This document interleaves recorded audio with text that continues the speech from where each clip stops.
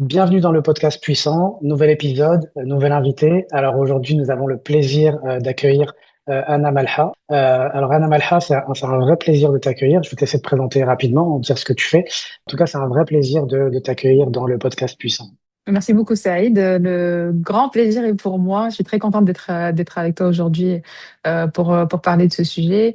Donc, pour me présenter, je suis ingénieure de formation et aujourd'hui, j'occupe un poste d'architecte de solutions IA. Et je vais en rester là parce que je pense qu'on aura peut-être l'occasion de débattre un petit peu et de parler de tous ces intitulés autour des métiers de l'intelligence artificielle. D'accord, très bien. Ben, écoute, ça fait vraiment plaisir de t'accueillir parmi nous parce que, alors si je peux en dire un peu plus, c'est vrai que nous, en tant qu'utilisateurs de l'IA aujourd'hui, l'utilisateur lambda, on a accès à ChatGPT. On résume justement beaucoup l'intelligence artificielle à ChatGPT. Et toi, à travers ton métier, tu as aussi accès à ce qu'il y a derrière justement cet écran, j'allais dire cet écran de fumée, libre à toi d'être d'accord ou pas, mais c'est vrai que Tu l'auras dit. je l'aurais dit, tout ce que je dis ne concerne que moi. Non, en fait, voilà, c'est vrai que tu as accès au moteur un petit peu de l'intelligence artificielle. Justement, qu'est-ce que tu en penses, toi, de l'IA en général? Alors, c'est une très vaste question, et pas des plus simples pour débuter. L'IA de façon générale. Alors, en fait, tu me décris comme étant quelqu'un qui a accès au moteur de l'IA. Moi, j'ai accès à une partie du fonctionnement plus lié à tout ce qui va concerner les calculs que nécessite l'utilisation ou l'entraînement de ces modèles d'intelligence artificielle. Ce que j'en pense, c'est que c'est quelque chose qui a fait beaucoup de bruit, c'est sûr, au niveau du grand public, et qui a surtout secoué les fondements de ce qu'on pensait savoir de nous-mêmes et de notre manière de voir le monde. C'est décrit comme une révolution ou pas, on peut débattre de cela. Mais en tout cas, ce n'est pas quelque chose qui laisse indifférent. C'est une opportunité, je dirais, pour chacun d'entre nous, qu'on soit spécialiste ou pas, d'ailleurs, du domaine, de nous questionner sur la vie que nous menons, la manière dont nous la menons et avec quels objectifs. Parfait. Alors, c'est vrai qu'on a eu beaucoup l'occasion de discuter, donc hors antenne, j'ai envie de dire. C'est vrai que tu as souvent émis des réserves ou une certaine prudence. Donc, d'après ton expérience personnelle, qu'est-ce qui a nourri cette prudence justement vis-à-vis de l'intelligence artificielle? Je pense que ma manière de réagir au bruit n'est pas quelque chose qui est lié à l'apparition de l'IA, parce que bon, on dit depuis qu'il y a l'IA, enfin, on n'a pas tous la même manière de situer où est apparue exactement Oui, voilà l'intelligence justement. artificielle. Bah, ce serait peut-être Et intéressant d'en dire deux mots par rapport à ça, parce que tout le monde croit que l'IA est oui. arrivée avec ChatGPT. Donc Mhm. finalement, l'IA, parce qu'il y en a toujours eu, enfin il y en a eu depuis longtemps, on sait qu'il y en a à travers les algorithmes des réseaux sociaux, à travers justement Netflix aussi, quand tu regardes un film, bah, en fait on se sert de tes données personnelles pour te proposer. Donc finalement, l'IA, c'est pas forcément quelque chose de récent. Alors, il y a trois manières, au moins trois manières de répondre à cette question. Si on demande au grand public, c'est-à-dire des personnes qui ne sont pas nécessairement, qui n'ont pas nécessairement baigné là-dedans, de dire quand a commencé l'IA, peut-être qu'il le situerait à l'apparition de ChatGPT, début 2023, fin 2022. Si on demande à des personnes qui ont fait peut-être un peu plus d'efforts pour se demander c'est quoi l'IA finalement, qu'est-ce qu'on met derrière l'acronyme IA, on pourrait avoir des réponses un peu plus élaborées qui diraient que en fait c'est un domaine ou c'est une appellation en tout cas qui est apparue dans les années 50 dans un contexte particulier. Et effectivement, à partir des années 50, l'appellation a été posée et en même temps, il y a eu beaucoup d'efforts en fait et de travaux qui ont été faits dans ce domaine-là. Et d'ailleurs, il n'y avait pas d'ingénieur IA à l'époque, vu que l'appellation n'existait pas. Donc, qui a travaillé dans ce domaine-là? Il y a eu des informaticiens, des psychologues, des gens qui travaillaient dans des sciences cognitives. Donc, on voit bien que c'est un domaine qui a attiré des personnes d'horizons différents. Maintenant, si on me pose la question de ce qu'est l'IA et surtout quand est-ce que c'est apparu, je suis d'accord sur le fait que factuellement, l'appellation intelligence artificielle est apparue dans les années 50, mais ça a toujours été quelque chose de latent finalement dans l'histoire de l'humanité. C'est-à-dire à chaque fois que nous avons essayé de créer une entité artificielle qui se substitue à l'homme dans sa capacité à faire des choses. Quand on définit l'IA, c'est vrai qu'on Aujourd'hui, on va surtout dire que c'est tout ce qui va mimer l'intelligence humaine et c'est un ensemble d'approches et d'algorithmes. Bah, ça remonte à il y a très très longtemps. Quand, par exemple, vous avez la Pascaline, l'ancêtre de la calculatrice, peut-être qu'on aurait plus de réticence à se dire que c'est de l'intelligence artificielle, mais en tout cas, ce n'est pas quelque chose qui est apparu soudainement, ce n'est pas quelque chose qui a une date de naissance, c'est quelque chose qui est la confluence en fait de beaucoup d'efforts à travers l'histoire de l'humanité, jusqu'à l'avènement de l'informatique et de l'automatisation du calcul, jusqu'aux algorithmes, donc aux recettes qui aident la machine à faire ou à résoudre des problèmes d'une façon particulière, jusqu'au big data, donc la disponibilité des données en grande quantité, jusqu'au calcul à haute performance qui a permis d'avoir des facilités de calcul énormes. Et donc, c'est des recettes, en fait, c'est une confluence, plusieurs ruisseaux, on va dire, qui fait qu'aujourd'hui, c'était les bonnes conditions pour l'explosion, en tout cas au niveau du grand public, de ce phénomène-là. Voilà, justement, on revient à la question précédente. Quelle expérience personnelle a nourri ta prudence vis-à-vis de l'intelligence artificielle, de ce qu'on appelle aujourd'hui Mhm. l'intelligence artificielle? Moi, je dirais que peut-être ma prudence, c'est une prudence vis-à-vis de l'automatisation et Ok. de l'automatisation sauvage. Je dis pas que ce sont des mauvaises choses, mais je dis juste que c'est une dynamique et une façon d'appréhender l'apprentissage et le savoir qui fait que on est dans une culture de résultats et non d'efforts. Et donc, ma réticence vis-à-vis de l'intelligence artificielle, c'est de sentir que cela donne une impression de toute puissance, peut-être à n'importe quelle personne pour à rapidement arriver à des résultats que peut-être un expert était le seul à pouvoir réaliser et finalement de fournir un marché ou un espace pour le travail peut-être pas bien fini ou pas bien compris ou même pour le travail où l'humain finalement ne se réalise pas. Et on peut discuter aussi du rapport de l'homme au travail et de la valeur qu'il y donne. Est-ce que c'est une question de simplement réaliser des tâches, en fait, arriver à ses objectifs, à ses résultats, ou est-ce que c'est aussi un milieu pour grandir Oui, dans c'est tous les ça. sens du terme? C'est vrai, c'est vrai. Alors, moi, donc j'ai eu plusieurs missions dans des entreprises, des missions justement d'automatisation, et je me suis rendu compte effectivement de ça. Je me suis rendu compte que finalement, quand on s'apercevait qu'il y avait des tâches qui pouvaient paraître, en tout cas à nos yeux, répétitives et des tâches un peu difficiles, Mm. qui pouvaient rentrer dans la case pénibilité justement, quand on était amené à les automatiser, ben on se retrouvait avec un élément dans l'entreprise qui, même si on lui donnait des tâches qui nous paraissaient encore une fois plus intéressantes d'un point de vue psychologique en fait on se retrouvait face à une personne complètement dévastée parce que finalement son travail c'était devenu une part d'elle-même. Voilà, moi j'avais l'impression effectivement que le fait de faire ça permettait à la machine de reprendre le relais sur des tâches qui devraient justement, comme c'est des tâches à la chaîne, qui devaient justement appartenir aux machines, et lui permettre de pouvoir sociabiliser un peu plus dans l'entreprise, travailler sur des stratégies et autres. Et je me suis rendu compte que c'est pas si clair que ça finalement. Alors justement, donc si je comprends bien ta réponse, la prudence est vis-à-vis de tout ce qui est lié à l'automatisation. Oui, le problème pour moi, ce n'est pas un problème d'intelligence artificielle, c'est pas un environnement où tout le monde allait bien jusqu'à ce qu'il y ait un lion qui arrive et qui commence à courir derrière tout le monde. Mm. C'est pas une insécurité qui est née de l'apparition de quelque chose. C'est un terrain fertile à l'apparition de quelque chose qui pourrait être néfaste. Et c'est complètement différent. Parce que il y a quelque chose de presque irresponsable, en fait, à se dire, l'IA fait, l'IA cause des dégâts, etc. Et il faut se responsabiliser en tant qu'être humain.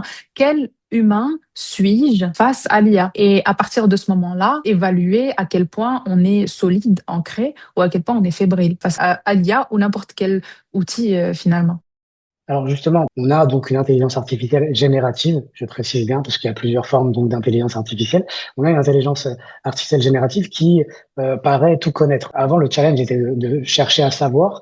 Et aujourd'hui, est-ce que le challenge, étant donné que le savoir a été réuni dans une seule et même machine, donc qui est l'IA générative, est-ce que c'est pas de savoir demander justement à la machine à travers le prompt engineering ou autre? Moi, je dirais, tu vois, par exemple, pour toi, le problème du savoir est résolu. Moi, je dirais que c'est pas le problème du savoir qui est résolu, c'est le problème de rassembler l'information. Et c'est pas la même chose. L'information et le savoir ne sont pas la même chose.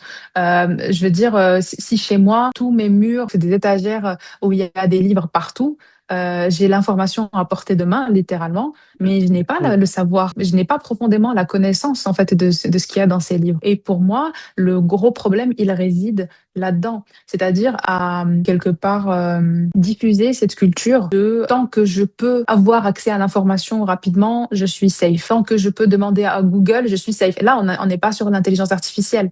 Donc c'est là où je dis que c'est quelque chose de qui s'est préparé en fait sur des décennies. On n'est pas devenu du jour au lendemain incapable de faire la distinction peut-être entre le savoir et l'information. C'est quelque chose qui s'est fait de manière progressivement. graduelle et qui devient, en fait, qui fait partie de qui nous sommes.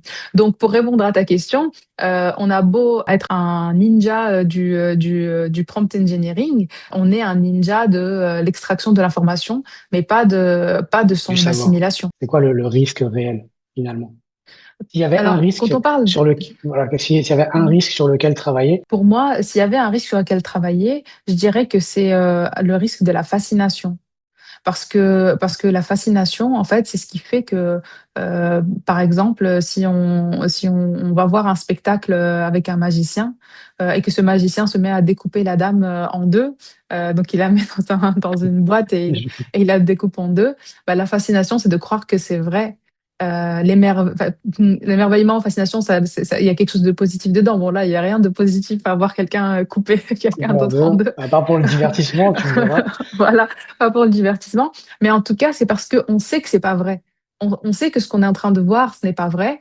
Et on accepte le temps de ce spectacle de se dire, je me laisse fasciner par cette chose qui semble être impossible parce que je sais que ce n'est pas vrai.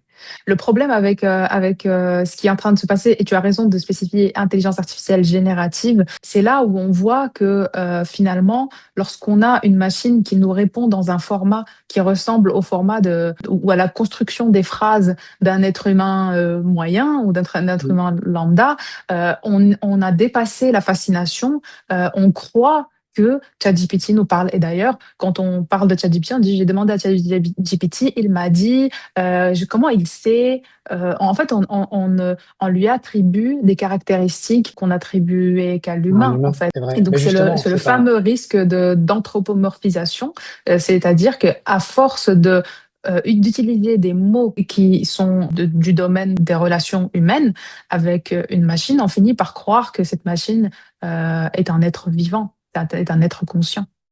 Oui, justement, en fait, ça, c'est quelque chose que moi, je vois, par exemple. Des fois, je travaillais très tard le soir, justement, sur ChatGPT, et puis il était extrêmement tard, et puis j'avais créé beaucoup de valeur grâce aux interactions que j'ai pu avoir avec la machine. Et du coup, je lui ai dit, je suis vraiment désolé, je dois aller dormir.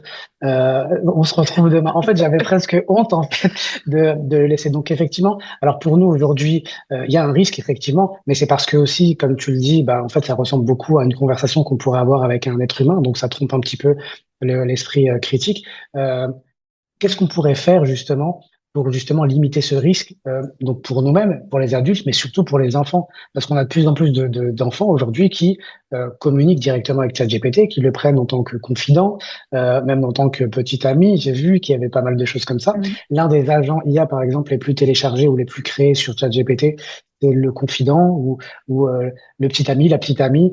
Comment on pourrait justement travailler pour éviter les dérives qui pourraient découler de tout cet environnement-là. La chose qui me semble principale et qui prend du temps et qui demande de l'effort, c'est ce que j'appellerais la démystification de ce qu'est l'IA.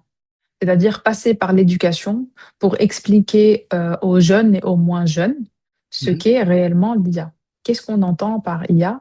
Comment ça fonctionne? Pour que chacun prenne conscience de ce que ça veut dire que cette IA apprend, ce modèle apprend des Mhm. données, et qu'est-ce que ça veut dire qu'il me répond? Qu'est-ce qu'il répond exactement? Est-ce qu'il répond une phrase qui a un sens ou est-ce qu'il répond des choses probables selon ce sur quoi il a été entraîné. Le problème, c'est que quand on parle des dérives de l'IA ou moi je dirais de ces avancées technologiques, on s'attaque aux symptômes. On s'attaque pas À la cause, cause racine. à la racine des choses. Voilà, on s'attaque aux Mm. symptômes. Par exemple, quelqu'un qui aurait tendance à poser des questions à ChatGPT, à prendre les réponses et à ne pas les vérifier. Ou un élève, par exemple, à l'école qui fait ses exercices avec ChatGPT. On pourrait passer du temps à lui dire ce que tu fais, c'est pas bien, parce que déjà ChatGPT, il peut se tromper, et il va te dire oui, mais bon, quand même, c'est vrai qu'il se trompe de temps en temps, mais c'est comme si c'était pas grave en fait qu'il se trompe, parce que des fois, il trouve Oui, la bonne réponse et qu'on va l'aider et le pousser à donner la bonne réponse. Il y en a qui vont dire non, mais quand même, moi je pense que c'est bien de l'utiliser tout le temps. Il y en a qui vont être plus nuancés, mais c'est pas grave. Mais le débat, en tout cas, il doit avoir lieu en connaissance de cause et pas uniquement avec une compréhension qui a pour unique base l'interface avec ces outils-là, c'est-à-dire ce qu'ils font et ce qu'ils nous affichent. Il faudrait aller regarder un peu derrière les oui, rideaux ce voilà. qui se passe. Parce qu'à partir du Voilà. moment, je pense, où les gens voient que derrière, ben, en fait, finalement, il y a pas un être humain qui est en train de leur parler, mais plutôt tout un processus technologique. Je pense que rien que ça pourrait déjà aider les enfants à mieux comprendre que derrière, ben, c'est pas une source sûre, finalement. Oui, et puis il y a aussi un autre élément qui me semble important, c'est élever peut-être ces enfants, d'inculquer la notion de l'effort. C'est quelque Ouais. chose qui me semble primordial. C'est-à-dire que cet enfant ou cet adulte, ils ne vont plus voir en l'outil une manière d'arriver à destination, peu importe les moyens, mais de garder en tête le pourquoi des choses. Pourquoi je fais cette tâche à la base? Pourquoi je vais Mm. à l'école? Pourquoi je dois résoudre ce problème? Est-ce que je dois résoudre ce problème pour avoir 20 sur 20 ou est-ce que je dois résoudre ce problème pour comprendre le fonctionnement de certaines choses dans telle discipline ou dans telle discipline? Et justement, je pense que cette manière de vouloir automatiser la résolution des exercices, par exemple pour les enfants, c'est parce que aussi, peut-être à l'école, ben, la valeur qui leur a été inculquée, c'est une valeur de note. C'est-à-dire, ta valeur, c'est ta note sur ton bulletin scolaire à la fin de l'année. Oui, et C'est ça prend très pas en réducteur. considération l'effort, justement, dont tu parlais tout à l'heure, qui devient Exactement, un élément central aussi dans la problématique. Ok, d'accord. exactement. Mm. Voilà. Alors, Donc juste, je pense que c'est un peu les deux éléments qui me semblent importants pour adresser ce problème. d'accord. Alors justement, maintenant, parlons plus un peu des adultes. Moi, par exemple, j'accompagne aujourd'hui un certain nombre d'entrepreneurs et je les forme justement aussi à l'intelligence artificielle dite pratique, entre guillemets. Comment l'intégrer dans leur business pour justement gagner du temps, par exemple, pour permettre à un solopreneur de pouvoir aller plus vite. Parce que quand on est solopreneur, parfois, on n'a pas forcément des moyens financiers importants pour pouvoir mettre en place telle ou telle chose. Si on veut vraiment mettre en place une stratégie, par exemple le marketing, ça prendrait beaucoup de temps. Alors que là, aujourd'hui, on a des outils d'intelligence artificielle qui permettent justement d'aller plus vite, d'avoir une meilleure qualité, un meilleur rendu, de façon très accessible sur le plan financier. Quelle serait, par exemple, est-ce qu'il y a une checklist, est-ce qu'il y a des choses sur lesquelles on pourrait se concentrer avant de choisir d'utiliser ou pas tel ou tel outil? Parce qu'aujourd'hui, on a énormément d'outils, on a trop envie de tout utiliser. Dès que quelque chose sort sur le marché, ben, on se dit que c'est peut-être l'occasion aussi de tester, de l'intégrer dans sa stratégie, ou même sans penser à la stratégie, on a envie de l'utiliser, ne serait-ce que pour tester. Quelles seraient justement les questions à se poser avant d'utiliser une nouvelle technologie? Alors, je vais te poser une question. Est-ce Ok, que on va inverser les rôles le temps de cette question. ok, Toi, par exemple, ton domaine d'expertise, c'est le marketing, si je me trompe pas. ouais, c'est ça. Entre autres. Mais en Oui, tout cas, tu as un on va dire que socle c'est voilà mon cœur de métier, on va dire aujourd'hui, c'est le marketing. en Oui. tant qu'expert dans cette discipline. Est-ce que tu dirais que, par exemple, un solopreneur qui a besoin ben je sais pas, de quelqu'un qui l'aide sur l'aspect marketing, Ouais. il peut complètement, enfin, tout solopreneur peut complètement se défaire ben, Les enseignements de ton expertise.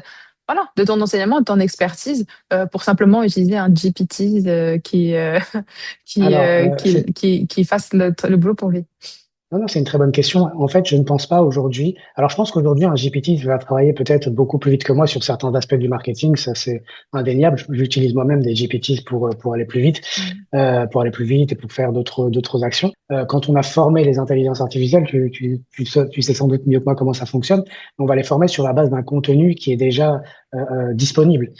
Or, l'expérience humaine, c'est plus que du contenu disponible. Moi, je sais qu'il y a des choses que je réfléchis, que je pense différemment par rapport à l'IA.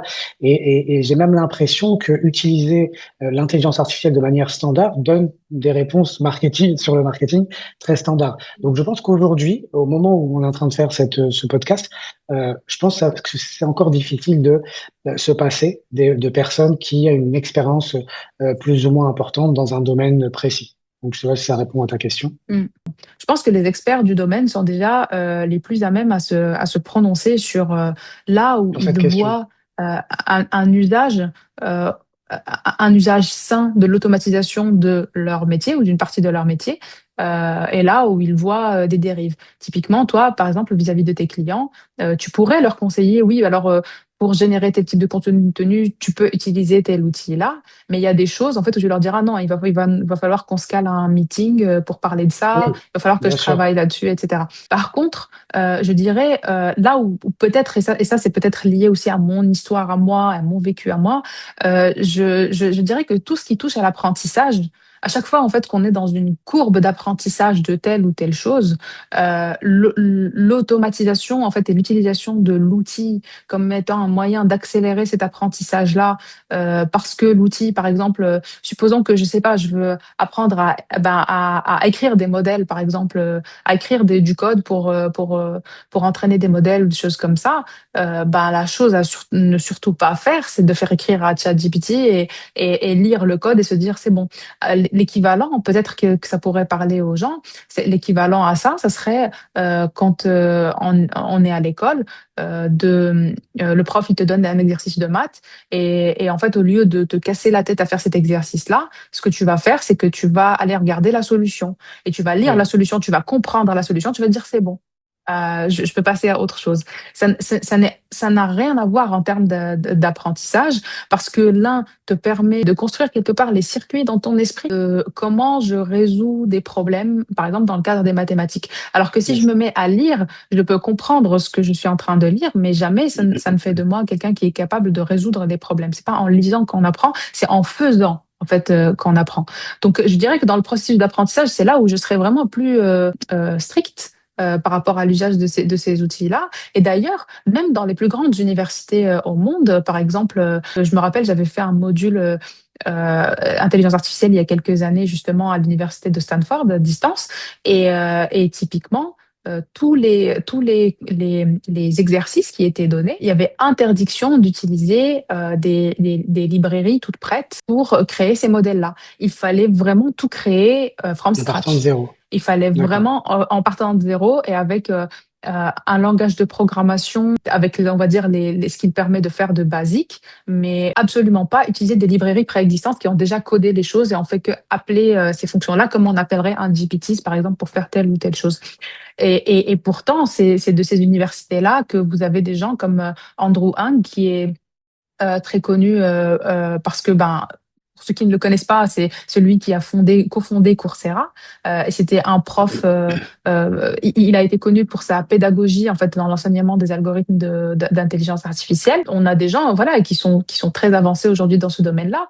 Et pourtant en fait quand on est dans l'apprentissage, on commence par dépendre le moins possible de tout ce qui va automatiser, tout ce qui va faciliter ou pré-mâcher le travail. Parce qu'il faut le faire ce travail, il faut le mâcher une fois Dans pour le cadre de mériter l'apprentissage, on est quelque d'accord. part, voilà, dans le cadre de l'apprentissage. Ok. Est-ce que toutes les technologies finalement se valent au niveau de ce que tu viens de dire ou pas? Parce que c'est vrai que moi, quand je vois par exemple le GPS, clairement, c'est clair que ce que ça nous a enlevé, c'est le fait que si on n'a pas de GPS, on a du mal à s'y retrouver, Mm. à s'y retrouver et retrouver les rues, ressortir le plan. Ça paraît un peu archaïque.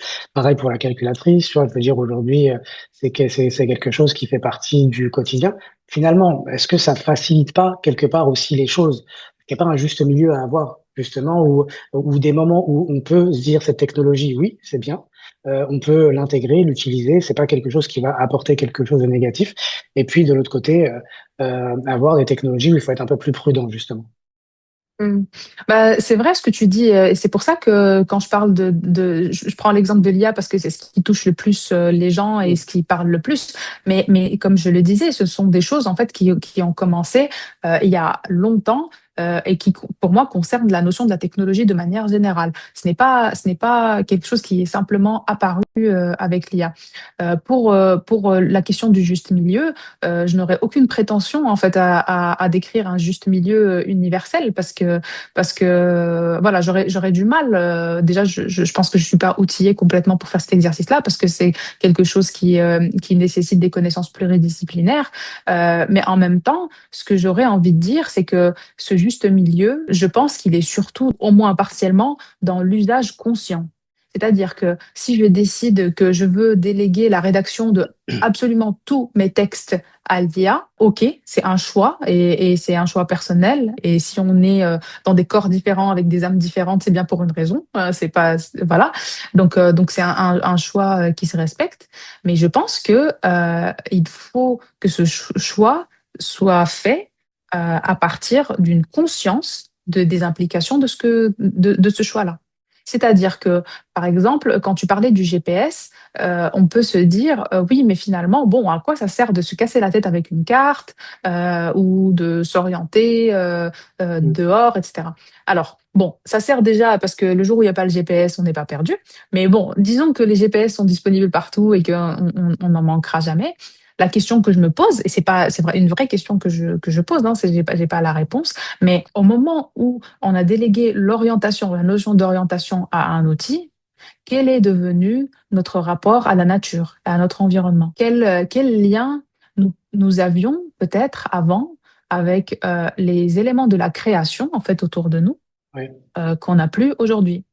Quel lien nous avions avec, je sais pas, observer le soleil, sa position dans le ciel ou les étoiles la nuit pour nous orienter. Et on peut se dire, je m'en fiche un peu de la nature et je veux pas avoir ce lien-là.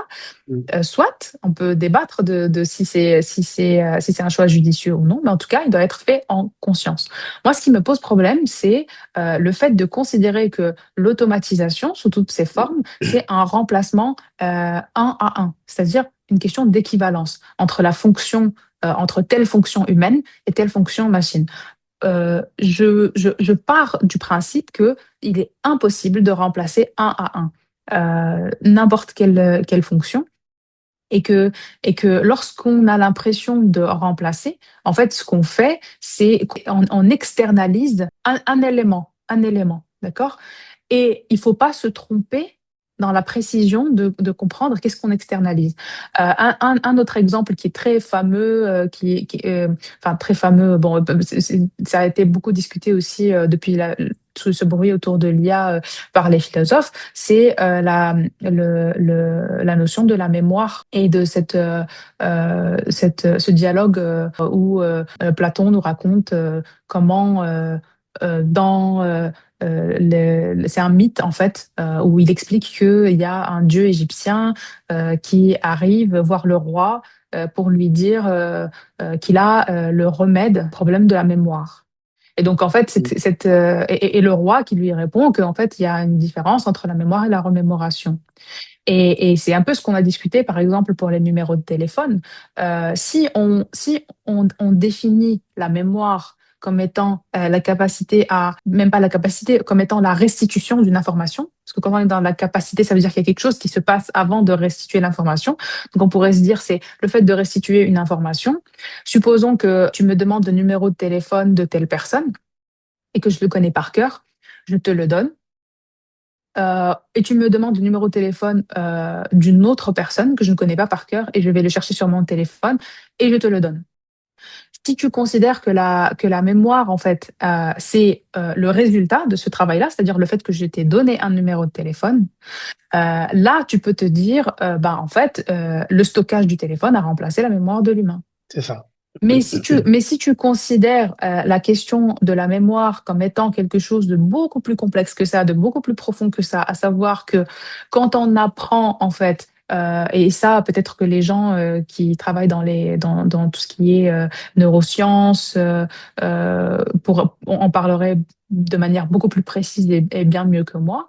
Mais peut-être qu'il y a un ensemble de facultés, en fait, qui sont engagées dans cet exercice de mémoire et qui font que, par exemple, lorsque tu connais par cœur, par exemple, toi, tu habites Tanger, tu connais par cœur les rues de Tanger. Si quelqu'un te dit on se retrouve à tel endroit à telle heure et que toi tu sais que tu es à tel endroit, donc tel endroit A et toi tu es à tel endroit B, On va B. tu vas très vite dans ton esprit pouvoir lui répondre et dire bah voilà on pourrait se retrouver plutôt au milieu là quelque part, etc. Tu vas pouvoir appeler d'une façon très particulière dans ta pensée tout ce que tu as mémorisé et le mettre ensemble pour pouvoir proposer quelque chose. Donc là, tu vois, je t'ai donné un exemple un peu bête, hein, on veut se retrouver Oui, non, avec mais quelqu'un. c'est. Mais imagine que tu es dans le domaine, dans ton domaine, par exemple, du marketing, ou imagine quelqu'un qui étudie, je sais pas, les mathématiques ou n'importe quelle discipline.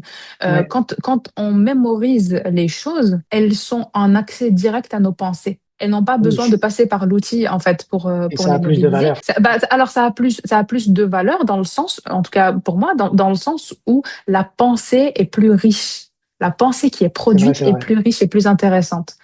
Ah, moi, je l'ai vu, alors C'est je vais comme si tu te. avais un stagiaire, tu vois, qui regarde le manuel, en fait, pour te donner des Mm. réponses. C'est un expert qui vit, en fait, dans sa mémoire, qui vit le monde, en fait, et Oui. l'histoire de telle ou telle Et on le activité. voit, tu sais où est-ce qu'on le voit aussi? On le voit en Angleterre, tu vois, il y a deux types de taxis, il y a les taxis noirs et les taxis traditionnels. Les taxis noirs, en fait, pour devenir taxi noir, tu vois, dans les taxis, il faut que tu aies mémorisé toute la carte de Londres, Ah absolument oui, toutes les oui, je rues savais pas. par cœur. Et donc, on a analysé un petit peu le cerveau d'un taxi lambda et un taxi et les taxis noirs, justement. Et tu vois que le câblage neurologique, il est beaucoup plus complexe pour un taxi noir qu'un taxi normal. Alors, les deux, en fait, te permettent d'arriver au même endroit. Finalement, il y en a un juste qui utilise le GPS et l'autre, il va de même, avec sa propre mémorisation. Et en fait, c'est beaucoup Mhm. plus cher de monter dans un taxi noir que de monter dans, dans dans un taxi normal. Donc, ça a plus de valeur. Alors, je suis d'accord avec toi, mais du coup, aujourd'hui, donc si j'ai bien compris, pour résumer vraiment comme ça vulgairement, je dirais simplement que finalement, quand on décide d'utiliser une technologie, on perd quelque chose. Il y a quelque chose que l'on perd, parce que nous, on s'en rend pas forcément compte. On ne voit que le gain, finalement, que les choses que ça nous permet d'obtenir à court terme, à moyen terme. Mais au final, ce que tu dis, c'est que finalement, on perd quelque chose qui a de l'importance. Le fait, par exemple, de ne plus se diriger avec le soleil, on perd un petit peu ce lien avec la nature. Donc, pour généraliser.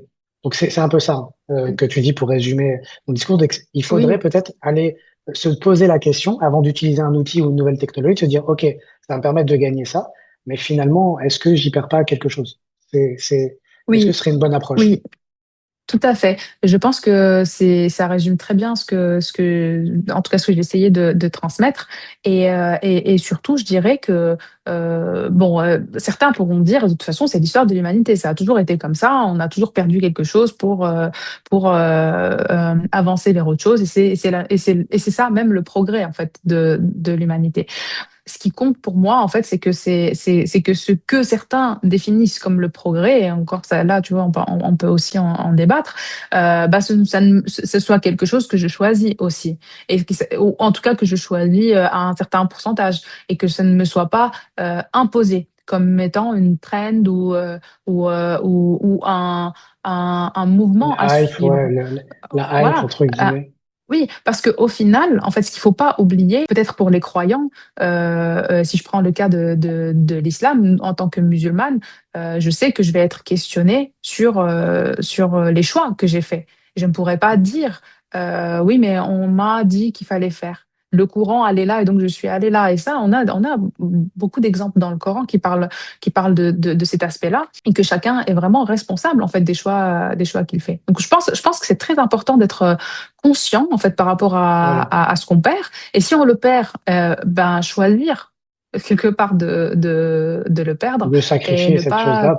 voilà et ne pas considérer que c'est quelque chose bah, de normal quelque part de se mettre en pilote automatique et de suivre ce qui est défini par d'autres comme étant la meilleure option. Alors, Anna, on a parlé de beaucoup de choses. Je te remercie beaucoup. Je pense qu'on aura d'autres entretiens si tu le permets, parce qu'il y a plein de sujets qu'on a envie d'approfondir avec toi. Mais tu as aussi une partie de ton activité, une partie de ce que tu fais à titre personnel qui te permet de t'impliquer dans des, on va dire un peu d'humanitaire. On a eu l'occasion d'échanger pas mal de temps au Bénin, justement, dans le cadre de l'école d'intelligence artificielle, l'école d'été d'intelligence artificielle. Est-ce que tu peux nous parler de cet engagement humanitaire que tu as, justement? D'où ça t'est venu et puis qu'est-ce que tu fais concrètement?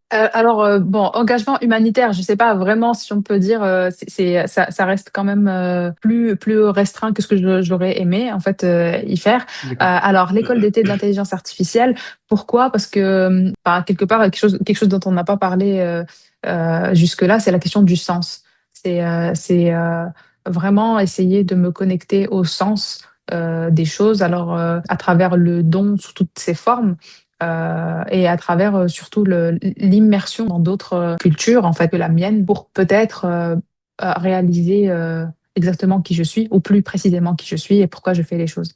Et l'école d'été, en fait, c'est arrivé, cette opportunité, elle est arrivée vraiment avec cette intention-là. Donc, c'est à travers une amie commune avec le président de la fondation qui m'avait proposé il y a 3 ans de participer à l'école d'été d'intelligence artificielle au Bénin. C'est une école qui dure 4 bonnes semaines où l'objectif est d'enseigner à une centaine d'élèves qui sont sélectionnés à travers l'Afrique les bases de la programmation en Python parce que c'est le langage de programmation qui est utilisé, qui est beaucoup utilisé, on va dire, dans le domaine du machine learning. Les bases des algorithmes de machine learning de manière générale. Alors, je parle de machine learning, je pense qu'on l'a pas défini. Ce qu'il faut savoir, Oui. c'est que dans le cadre de l'intelligence artificielle, donc cette discipline qui a pour vocation de mimer l'intelligence humaine à travers des constructions artificielles, algorithmiques ou sur des machines, eh bien, il y a un sous-domaine qui s'appelle le machine learning. Donc, c'est l'apprentissage par la machine. Et c'est un sous-domaine où les algorithmes, donc les recettes, font en sorte que les programmes informatiques apprennent, entre guillemets, par eux-mêmes à partir des données. Et c'est dans ce sous-domaine-là qu'on trouve ce qu'on appelle le deep learning, donc ce qui est lié au réseau de neurones artificiels et qui sont C'est quoi la différence entre les deux? alors, La différence justement, entre les deux? le deep learning, c'est une manière d'approcher l'apprentissage automatique. C'est un algorithme parmi X algorithmes de faire de l'apprentissage automatique. Pourquoi je précise le deep learning, parce que c'est ce qui a fait le plus de bruit dernièrement, en fait. C'est quelque chose qui existait aussi depuis quelques décennies, mais ça s'est montré extrêmement efficace maintenant avec l'augmentation de la capacité de calcul et la disponibilité des données. Et pourquoi je précise le deep learning? Parce que la majorité, ou tout ce que vous voyez quasiment en outils d'IA générative, etc., c'est basé sur les réseaux de neurones artificiels. C'est une manière Ok. artificielle de mimer le comportement des neurones de l'homme. Donc, c'est absolument pas, encore une fois, un Oui, oui. équivalent 1 à 1. C'est une façon de mimer à partir de certaines compréhensions qu'on a des neurones biologiques. Donc, en créant un programme informatique qui mime ça et qui apprend. Alors, pourquoi je parle de machine learning de façon générale? Parce que même si aujourd'hui on parle tous, sans le savoir, de réseaux de neurones artificiels à travers l'IA générative, il y a tout un ensemble d'applications intéressantes avec les approches dites traditionnelles d'intelligence artificielle qu'on appelle le machine learning ou l'apprentissage par la machine. Et donc pendant cette semaine, justement, on fait une introduction à ce domaine-là. Qu'est-ce qu'il y a comme type d'algorithme? Quelle est la différence entre tous ces types d'algorithmes? Et surtout, il y a beaucoup d'applications parce qu'ils font des TP, donc et c'est absolument pas des cours magistraux théoriques, c'est vraiment très interactif. Et donc, au bout de la semaine, ils ont une très bonne compréhension de ce qu'est l'apprentissage, de ce que sont des algorithmes et les différences majeures, on va dire, entre ces algorithmes-là. Ensuite, il y a une troisième semaine robotique où ils ont une introduction aux bases de la robotique. Et là, je saurais beaucoup moins en parler puisque c'est pas nécessairement mon domaine de Pas ton domaine. compétence. Et surtout, la quatrième semaine est vraiment le résumé de tout cet apprentissage-là puisqu'ils ont des projets dans lesquels ils doivent mettre en application leurs compétences en programmation pour créer des modèles d'intelligence artificielle intégrés dans le contexte de la robotique. Et donc, avec ces projets-là, ils mettent en application tout ce qu'ils ont appris. Ils ont à disposition des enseignants qui viennent du Bénin, donc des locaux, mais aussi des personnes qui viennent d'un peu partout dans le monde. Et c'est, alors, décrit comme ça, en fait, ça paraît être une école lambda. Oui, Mais je pense que vu que tu l'as vécu, tu ouais, comprends, c'est, ju- tu ça comprends n'a à quel rien, point ça n'a rien, c'est réducteur en fait de tout le à fait. décrire comme ça, parce que c'est vraiment une expérience humaine très particulière. Déjà, on est sur un apprentissage comme je l'aime, c'est-à-dire vraiment un apprentissage, ou en tout cas un enseignement qui passe par les bases des choses. Je Oui, pense c'est très, que ça, c'est une grosse déformation en fait de cette ère où on a l'abondance de l'information. On a l'impression que transmettre ou apprendre à quelqu'un ou apprendre soi-même, c'est bombarder d'informations ou être submergé d'informations. Alors qu'en fait, on n'a pas besoin d'être submergé d'informations. On a besoin des bases qui nous permettent de construire nos liens avec toutes sortes d'informations qui va nous arriver dessus.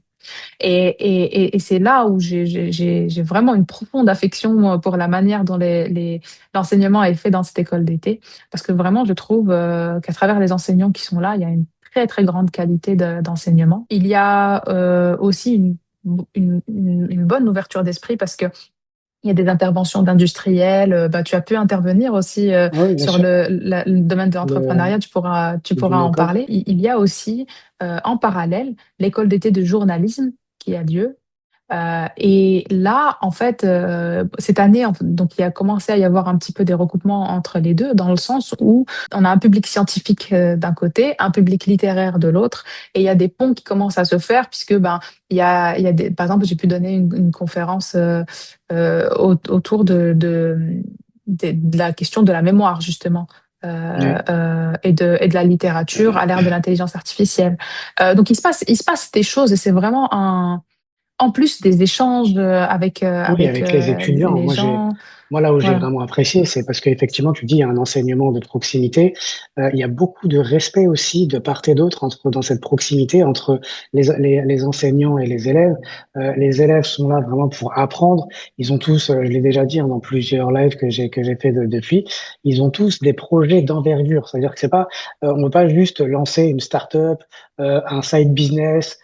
Pour devenir indépendant financièrement. Non, en fait, on veut lancer des projets d'utilité publique, très à l'écoute, très respectueux dans l'accueil en fait des enseignements qui leur sont donnés. Moi, je suis arrivé dans un autre registre. J'ai présenté donc le no-code. Le no-code, c'est ça va normalement à l'encontre de tout ce qu'ils apprennent, mais finalement, ça a été très bien accueilli. Donc, parce qu'il y a cette fameuse Mm. ouverture d'esprit. Mais pour en revenir à toi aujourd'hui, qu'est-ce que ça t'apporte? Tu as parlé de sens.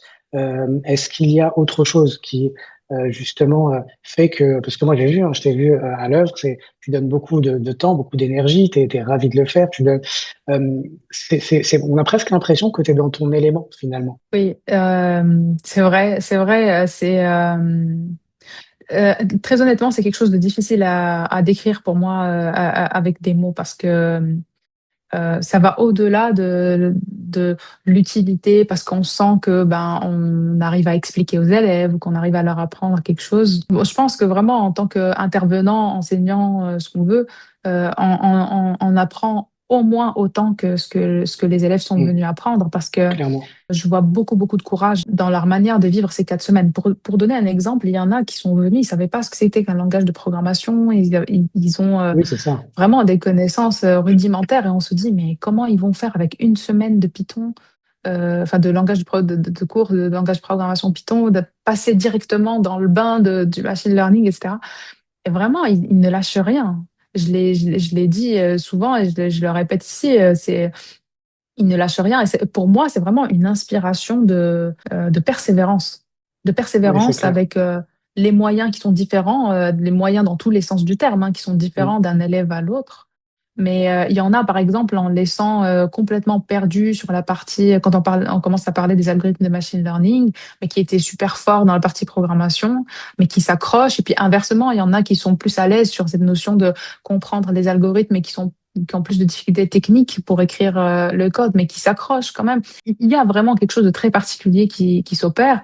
Et moi, j'ai envie de dire que ce n'est pas qu'une question de trouver une école, des salles, des ordinateurs, un projecteur, des Oui, c'est profs ça. pour parler. C'est une culture, une vraie culture. Et là, je fais peut-être un peu de publicité pour ce que fait Mais il faut n'hésite Espérant pas. avec la Fondation Vallée.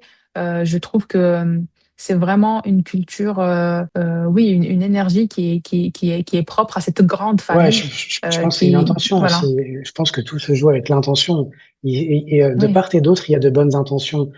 Ceux qui organisent Mhm. ça ont l'intention de faire upgrader un petit peu tout plein d'élèves, etc. Et de l'autre côté, ben, en fait, il y a une intention de contribuer à sa façon. Donc, il y a une forme de résilience, de détermination. Donc, non, je pense que c'est une question d'intention et c'est ça qui crée cette énergie que... Oui, et aussi, enfin, un élément, c'est ce qui m'avait marqué aussi, c'est de voir qu'il y avait plusieurs enseignants donc qui vivent en France, par exemple, notamment ceux que j'ai rencontrés, ils vivent en France, qui posent leur congé Oui, d'été pour venir avec leurs propres moyens donner des cours et qui ont des familles en fait avec des enfants, etc. Et qui viennent, femmes et enfants. Il y en a même qui enseignent, donc l'époux et l'épouse, tous les deux enseignent des matières différentes. C'est vraiment un engagement très, très touchant. Et d'ailleurs, toi et moi, nous en avons discuté hein, en oui, rentrant, effectivement, enfin, même si on part avec beaucoup de souvenirs dans le cœur, beaucoup de belles choses, on est pris dans le quotidien des vies qui sont les nôtres et ça s'éloigne, en fait, ces souvenirs. Ils s'éloignent et on rentre dans un monde en fait où l'exigence, on a l'impression que l'exigence matérielle est celle qui va réaliser la plénitude, le oui. sentiment de plénitude Alors, spirituelle. c'est faux. Et c'est vrai que dernièrement, on a tous les deux regardé la vidéo de témoignage justement de l'école d'été. Ça nous a Oui. replongé dans l'émotion du moment parce Complètement. que En fait, on a euh, l'impression d'être plongé dans le réel, de sortir de la matrice. On en parlera peut-être un autre jour parce que ça fait aussi partie des choses qu'on a abordées. On a l'impression de revenir, en fait, de sortir de la matrice et de se dire, voilà, c'est ça la réalité des choses. C'est là où les choses existent réellement parce que, bah, dans le quotidien, bah, on est là en cours, on essaie d'être productif, efficace. On ne sait même plus pourquoi. Et effectivement, ça m'a vraiment touché de voir justement cette vidéo justement qui reprend un petit peu toutes les étapes qui qui ont été accomplies là-bas. Anna, je te remercie beaucoup. Et alors, est-ce que tu as un dernier conseil à donner? Si tu avais un conseil à donner, justement, alors moi, j'ai la plupart des gens qui regarderont ce podcast et qui regarderont cette vidéo, des personnes qui sont entrepreneurs, etc. Est-ce que même si tu en as donné énormément, est-ce que tu as un dernier conseil à leur donner? je dirais une dernière phrase, c'est peut-être c'est pas parce que vous avez les yeux ouverts que vous êtes éveillé. Voilà. Extraordinaire. Et je laisse Merci. méditer cette Extraordinaire. phrase. Ça y est, là, non, c'est magnifique. Bah, merci beaucoup encore une fois pour ta présence, pour ce que tu apportes, aussi bien dans le cadre de ce podcast, mais aussi bien également dans les actions que tu mènes au quotidien. Et puis, bah, j'espère avoir l'occasion de te réinterviewer. Il y a pas mal de sujets sur lesquels j'aurais aimé qu'on puisse rebondir. Et on le fera, Inch'Allah. Encore merci. Et j'espère, bon, Voilà. à tous ceux qui écouteront cette vidéo, que ça fera sens.